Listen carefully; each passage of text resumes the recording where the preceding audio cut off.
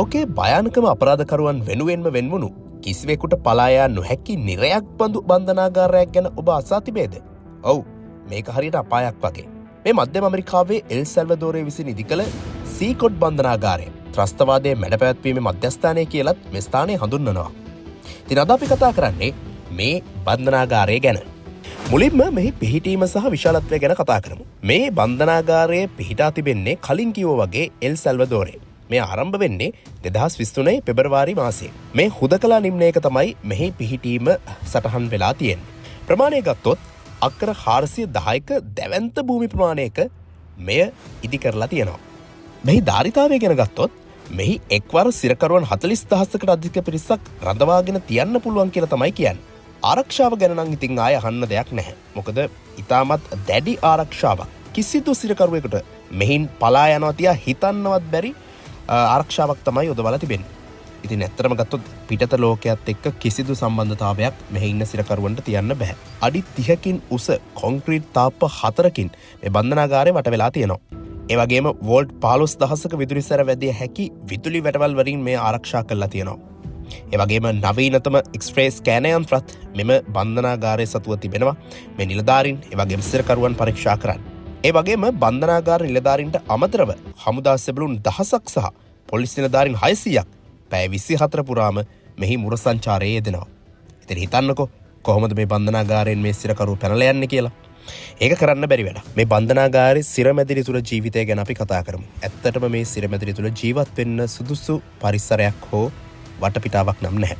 දඬුවම උපරිමයෙන් දැනෙනසේ තමයි මේ සිරමැදිරි නිර්මාණය කරලා තියෙන්නේ. ඉතින් ඒ කියන්නේ ඔවුන්ට ආවේ දඬුවම් විඳින්න කියලා නිතර මතක් කරලා දෙන විදිහේ සිරමැදිරි තමයි මෙහි තියෙන්නේ. මේ එක් සිරමැදිරියක සිරකරුවන් 100කට ආසන්න පිරිසක් රඳවාගෙන තියෙනවා. ඉතින් හිතන්නකෝ ඒ තරම් ලොකු සිරමැදිරියක් නොවුනත් ඒ සිරමැදිරිය ඇතුළට 100ක් දාලා ඉන්නවා කියන්නේ සිරකරුවන්.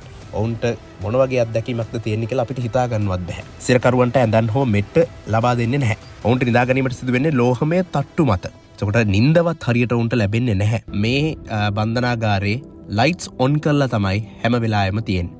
ඒ වගේම ලයිට්ස් දාලා තමයි මොවුන්ට නිදා ගන්නත් වෙන්නේ. ඔවුන්ට S2 වහගන්න පොඩි ආවරණයක් දෙනවා. ඒ වුණාට ඒ ලයිට් දාලා තමයි ඔවුන්ට නිින්දට යන්න අවස්ථාව දෙන්නේ. ඒ වගේම අධිකරණ කටයුතු ගැන කතා කරොත් සිරකරුවන් පිටතට ගෙන යාම වෙනුවට බන්ධනාගාර තුලම වීඩියෝ තාක්ෂණය හරහා තමයි මේ නඩු විභාග සිද්ධ කරන්නේ. ඒ කියන්නේ ඔවුන් මෙතෙන්ට ආවොත් ආය යනවා කියන එක බොරුවක්. මෙහි රඳවාගෙන ඉන්න සිරකරුවන් කවුද කියන එක මම අන්තිමටම තියාගත්ත කාරණාවක්. මොකද ඒකේ විශේෂත්වයක් තියෙන නිසා. මේ බන්ධනාගාරයේ ඉන්නේ එල් සැල්වදෝරේ ප්‍රතිවිරුද්ධ කණ්ඩායම් දෙකක්. එක කණ්ඩායමක් තමයි MS-13 කියන දරුණු ගණයේ අපරාධ කණ්ඩායම. අනිත් කණ්ඩායම තමයි 18th Street Gang කියන්නේ. MS-13 කල්ලිය ගැන ගත්තොත් MS-13 කියන්නේ ලෝකේ ප්‍රසිද්ධ සහ දරුණු අපරාධ කල්ලි වලින් එකක්. ඒක හේතුවක් තමයි මොවුන් ඉතාමත්ම ප්‍රචණ්ඩකාරී අපරාධ කල්ලිය. අනිත් කාරණාව තමයි මොවුන්ගේ ඇඟේ තියෙන පච්ච වලින් මොවුන් ඉතාමත් ප්‍රසිද්ධ වෙලා තියෙනවා. අපි ස්ට්‍රීට් ගැංග් එක කතා කරොත් 18th ස්ට්‍රීට් ගැංග් එක කතා කරොත් MS-13 කල්ලියේ ප්‍රධානතම සතුරා වෙන්නේ මෙන්න මේ ස්ට්‍රීට් ගැංග් කල්ලිය. ඉතින් මේ කල්ලි දෙකේම සමාජිකයින් රඳවා තබා ගැනීමට හේතු තමයි මිනිමැරුම්, පැහැර ගැනීම, ඒ වගේම මද්‍රව්‍ය චාවාරම, ත්‍රස්තවාදී ක්‍රියා මේ වගේ තියෙන දරුණු ගණයේ අපරාධ සිදු කිරීම හේතුවෙන්. ඉතින් ඕක තමයි ලෝකේ ආරක්ෂාව වැඩිම බන්ධනාගාර වලින් එකක් වන සීකොඩ් බන්ධනාගාරයේ කතාව ඉතාමත්ම කෙටියෙන්.